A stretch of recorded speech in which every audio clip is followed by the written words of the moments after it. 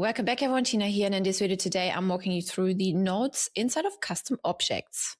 Nodes help teams to capture important context, updates, follow-up, internal details directly on CRM records. In addition, you can also associate existing or new nodes from contacts or opportunities to a related custom object record, so the same node context is visible wherever it's needed. Let me show you how that looks like. So let's navigate to custom objects first. Let's click on animals on the left. In this case, we take the example of a vet.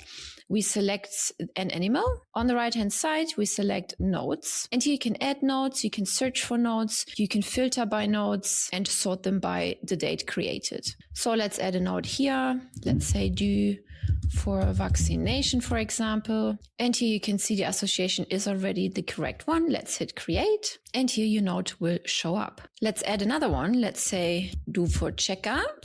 Let's hit create and let's search for only checkup nodes, and then only the checkup node will appear. Let's search for vaccination and you can see the vaccination node will appear. Now let me show you how you can associate a contact/opportunity node to a custom object. For this, let's go into contacts on the left. Let's go to nodes on the right and then add another node or open an existing one. Here, let's add one. You can give it a title. You can even select different colors. You can add attachments, and then down here you can associate the objects. Let's click associate to. Here we can associate the custom object. So let's select animals, and then here the animals field will show up, the custom object field. Let's click plus.